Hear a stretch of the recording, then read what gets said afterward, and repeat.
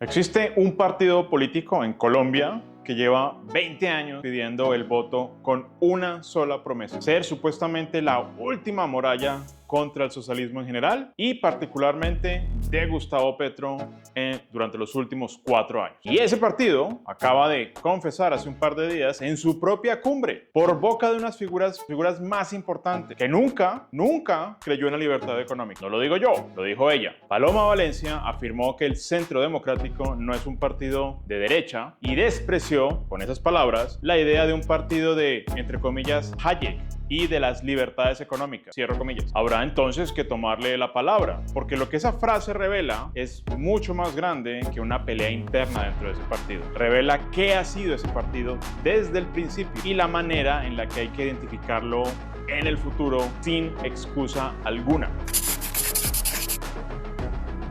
Bienvenidos a una sesión más de Academia Libertaria. Es un placer saludarlos y un placer también tenerlos aquí con nosotros durante este video. Recuerden que aquí en Academia Libertaria, básicamente desde la Escuela Austriaca de Economía y el libertarismo, pues analizamos no solamente al Estado en general, sino que últimamente sí que nos hemos entretenido bastante analizando al Estado colombiano en particular. Primero, hay que deshacer un malentendido. Cuando un político dice, entre comillas, no soy de izquierda ni de derecha, solemos oír una postura que pretende ser de supuestamente centro, de supuestamente algo templado, equilibrado, proveniente de alguien convencido de tener la oportunidad de maximizar la probabilidad de ser elegido pensando en votos a partir de una supuesta mezcla entre derecha e izquierda. Es un error. Lo que define a un movimiento político no es la etiqueta que reclama para sí, ni los fines que dice perseguir. Nunca vamos a encontrar un partido cuyas metas francas sean empobrecer a la población ni matarla de hambre. No en realidad. La diferenciación está en realidad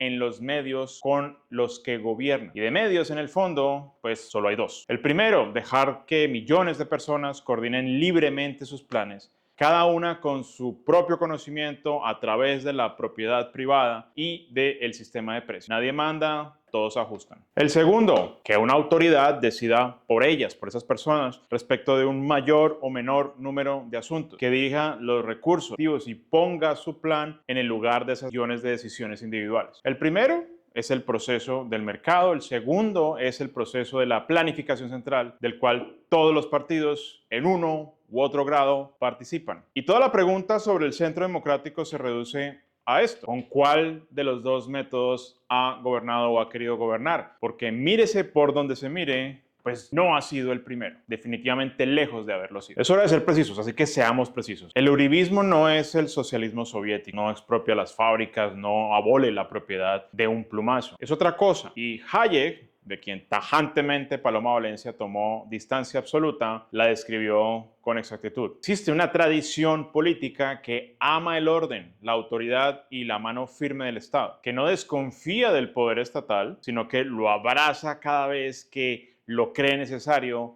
para imponer los fines que juzga correcto. Hayek le puso nombre y la separó sin ninguna ambigüedad del liberalismo. Dijo en esencia una cosa que no mucha gente quiere oír: esa tradición no es lo contrario del intervencionismo, es una de sus muchas formas. Diremos además que se trata de una propuesta más de planificación central. Esa tradición conservadora y autoritaria es la casa de lo que se conoce por uribismo en Colombia. El orden por encima de la libertad, la autoridad por encima del individuo, el plan central por encima del plan individual. Por eso la frase de Paloma Valencia pues no es un descuido y tampoco es mucho menos una sorpresa, es una descripción. Está diciendo la verdad sobre lo que el partido siempre fue: un movimiento que nunca tuvo la libertad individual como idea fundadora y que tampoco la tendrá en el futuro, pues mucho les irrita. Luego hay que olvidarse y definitivamente dejar a un lado aquello de que el uribismo es la muralla en contra del socialismo y la planificación central.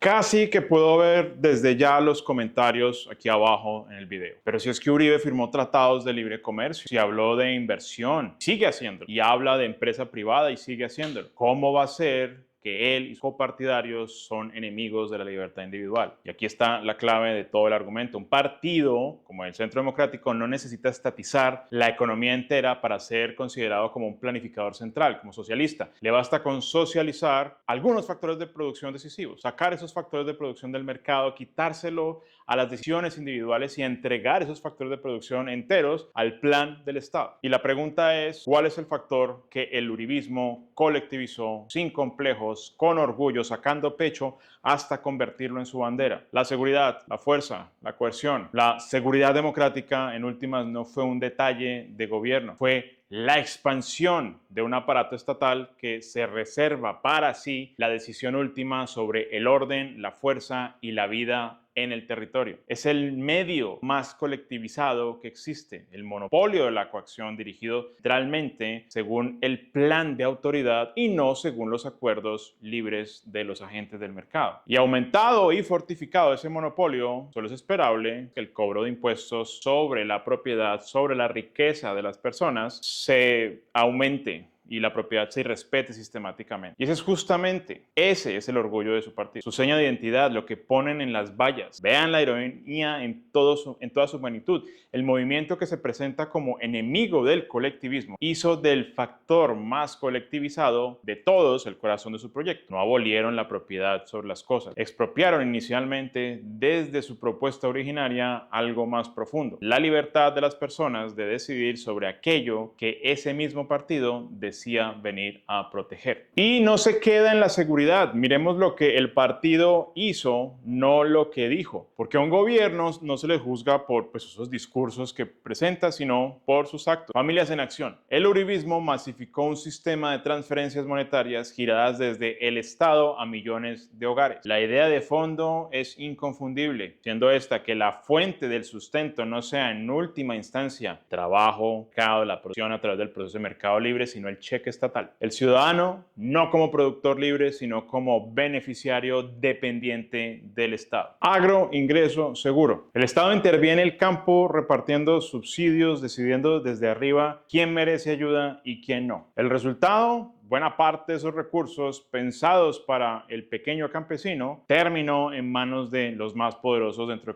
de Colombia, que es lo que casi siempre ocurre cuando una autoridad se arroga el derecho de asignar lo que el mercado asignaría sin mayor problema. Cada caso, la misma convicción de fondo, que ellos desde arriba saben repartir mejor que millones de personas decidiendo desde abajo. Quiero ser claro en algo, no estoy juzgando intenciones ocultas, no hace falta suponer en este caso mala fe. Juzgo lo que sus actos revelan. Lo que revelan es una desconfianza profunda, sistemática hacia la libertad de individuos. Y ahora pongamos un espejo. A un lado tendríamos el programa de Die Linke, partido abiertamente de izquierda radical en Alemania. Al otro, lo que el uribismo ha hecho en Colombia. Dos ejemplos nos bastan. El impuesto a la riqueza. Die Linke, este partido, quiere reponer un gravamen sobre las grandes fortunas con una meta explícita, que no existan billonarios. Y el uribismo, el Centro Democrático, no tuvo ni que pedirlo, lo creó. En 2002, un impuesto sobre la propiedad acumulada con nombre propio, puesto para preservar la seguridad democrática que padecemos hasta el día de hoy en Colombia. Los dos meten la mano groseramente en el bolsillo de los demás. Solo cambian el pretexto, coger ganadores con el código tributario. Die Linke, el partido alemán, quiere usar exenciones de impuestos para empujar la inversión hacia donde su plan lo quiere. El uribismo, el Centro Democrático, hizo exactamente eso con la llamada confianza inversionista, privilegios tributarios para dirigir la inversión hacia donde el partido decidiera. Cambian los beneficiarios, allá la vivienda social, acá el gran capital. La técnica es idéntica. El Estado y no el mercado escogiendo el destino del dinero. Difieren en a quién quieren beneficiar, en los valores, en la bandera seguramente, pero en el método, grabar y dirigir la vida de las personas son parientes. Comparten la misma desconfianza hacia la gente decidiendo libremente. Por eso, el Centro Democrático no es la alternativa al colectivismo como ellos lo plantean. Es una variante más de lo mismo, sencillamente con otro uniforme. Lejos entonces de ser ese famoso dique en contra del socialismo y de la planificación central. Pero falta la pregunta más importante. Yo puedo decir que este partido desconfía del mercado. ¿Y qué? ¿Por qué habría de importarnos? ¿Por qué el mercado y no el Estado? Pues aquí hay dos razones, y dos razones sencillas y demoledoras. Una es de nuestro Ludwig von Mises, la otra es de Hayek, quienes tanto irritan y ofenden a Paloma Valencia, quien, por cierto, en ocasiones no ha ocultado en lo más mínimo simpatía con ideas marxistas. El primero es el problema del cálculo. Para poder producir sin desperdiciar, hay que poder calcular, comparar qué cuesta y qué rinde cada recurso entre 1000 posibles. Y ese cálculo solo existe si hay precios. Y los precios solo nacen si hay propiedad privada sobre los factores de producción y gente intercambiándolos libremente. Quítele eso al planificador y no es que vaya a decidir mal, es que decidirá a ciegas. No tendrá manera alguna de saber si lo que hace construye riqueza o la destruye. Está manejando en la oscuridad sin tablero, convencido de que ve y que ve muy bien. La segunda razón es de Hayek y es todavía más honda. El conocimiento que hace funcionar una economía no está en ninguna oficina concentrada, no está en ningún ministerio, en ninguna cabeza brillante de estos burócratas. Está disperso en millones de personas. Es concreto, local, muchas veces imposible de poner en palabras. Lo que sabe el tendero de su barrio, el campesino de su tierra, el transportador de su ruta. Ningún planificador central puede reunir todo eso. Es físicamente imposible. ¿Y qué hace el sistema de precios? Reúne esa información dispersa que nadie posee enteramente y la resume en una sola señal que cada quien puede seguir sin entender su origen. Un precio que sube grita, esto escasea, buscan alternativas, hay una oportunidad. El mercado no reparte un conocimiento que ya existía guardado en algún lado, lo descubre en el propio proceso de la competencia. Y cuando el Estado interviene, apaga ese descubrimiento, silencia la única voz que sabía. Y con esto podemos volver a la frase del principio. Paloma Valencia sugirió que es el mercado el que deja morir de hambre a la gente, mientras el Estado observa preocupado y activo. Es exactamente al revés, señora Valencia, y no es una opinión. La pobreza no es el misterio que hay que explicar. La pobreza fue y sigue siendo el estado natural de la humanidad durante milenios, reyes que vivían peor que un obrero de hoy, hambrunas que se daban por descontadas. Lo anómalo, lo que de verdad exige una explicación, es la riqueza. La historiadora económica Deirdre McCloskey le puso un nombre, y un nombre muy llamativo: el gran enriquecimiento. En apenas 2 siglos, el ingreso de la persona común no creció un 20 ni un 50%, se multiplicó por 30. Fue la mayor liberación de las fuerzas productivas del ser humano de toda la historia. Aquello de lo cual Paloma Valencia no quiere que la identifiquen ni a ella ni a su partido. Y McCloskey es tajante sobre la causa. No lo trajo el Estado, ni la planificación central, ni el saqueo. Lo trajo el advenimiento del liberalismo. La idea nueva y revolucionaria de dejar a la gente común libre para producir, innovar, competir, comerciar. Y de concederle por fin la dignidad de hacerlo. ¿Y dónde ocurrió esta explosión? Exactamente ahí, donde se dejó operar la libertad, la propiedad privada, el intercambio y la división de trabajo. Nunca, jamás por decreto de un planificador central, como lo quisiera Paloma Valencia y sus amigos. Así que la disyuntiva de Valencia, o el mercado que mata o el Estado que salva, no es solo un dilema falso. Invierte la realidad. Eso es lo que hace. Lo que ella vende como remedio compasivo es precisamente lo que corroe el cálculo económico. Silencia el conocimiento y frena las fuerzas productivas de las que depende la gente para salir de la pobreza. Y aquí está lo que considero es el golpe final, el que de verdad incomoda. Durante años, este partido pidió el voto con una promesa concreta: ser el muro de contención frente a Petro, frente al socialismo, frente al Estado que todo lo dirige. Pero examinemos el cimiento de ese muro. Petro desconfía del mercado